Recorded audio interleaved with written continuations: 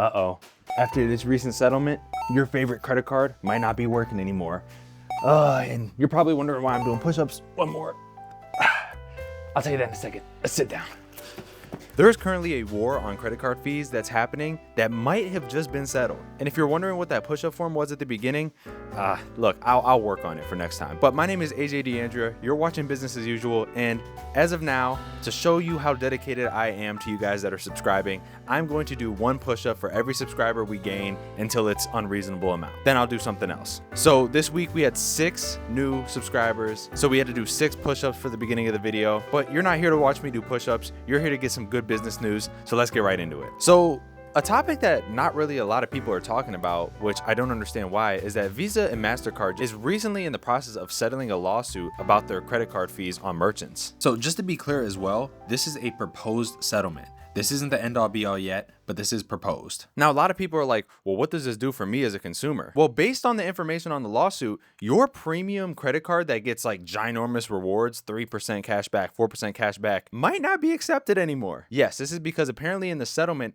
there's going to be a tiered list. I don't know what the exact names are, but from what I understand, there's going to be commercial cards, standard consumer cards, and premium consumer cards. And in the past, if you accepted one of these cards, you had to accept all of them from Visa, Mastercard. You had to accept every single one of them. Now, you no longer have to accept certain tiered cards. This means for merchants, you can get away from paying those big fees on the sale of your final product because they'll be offering tiers that you can accept as opposed to just having to accept everything, no matter what the fee on that is. This has been some pretty big news lately, and coming from the small business sector myself, these fees are very frustrating. When we're talking about food even, these fees can sometimes range up to like 3%, just right under 4%.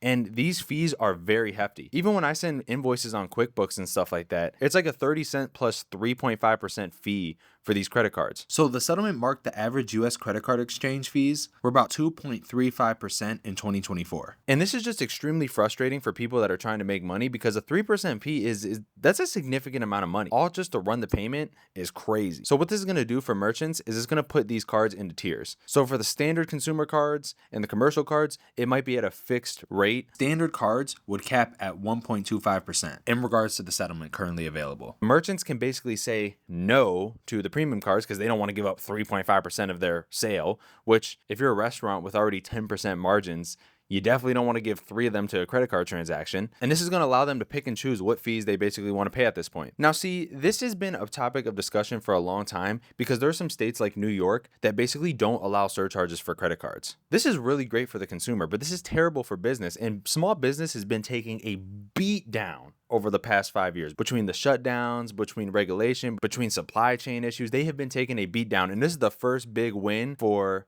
small business in a long time. In places like New York, surcharges are illegal, so they can't charge you a 4% fee for using a credit card. Now, there is workarounds about this. Like one of the major workarounds is somebody sets a price and then they discount you if you use cash, which it kind of seems counterintuitive, but I mean, hey, it works. The crazy part about this is these are credit card giants. This settlement has been around 20 years in the making. It's just now looking like there's some sort of settlement happening because this is far from over. So far, this is only affecting Visa and Mastercard. They hold 80% of the market share of card transaction fees. And in fact, this number on how much they accept in fees annually, a whopping $111 billion in swipe fees.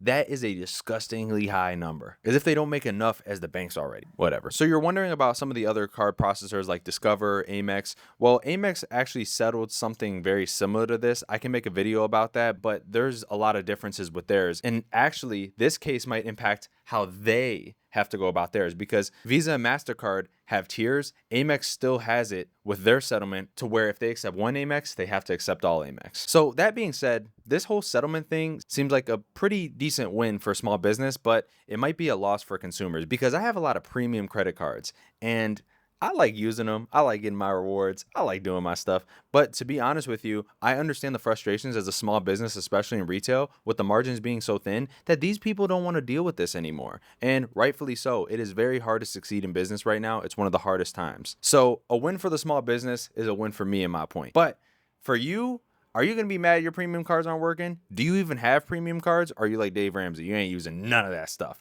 We don't use those. We use debit only. What do you guys think? Is this a win for you because it's a win for a small business? Are you a business owner? And is this a win for you? We're probably not going to see anything happen anytime soon because you know how massive these settlements are and you know how long these settlements take to actually settle. If this does happen soon, will the war on fees take a step in the right direction for small business? Well, we'll just have to see. This is AJ from Business as Usual. Make sure to subscribe because I'm doing a push up for every subscriber we gain, and we'll see you on the next one.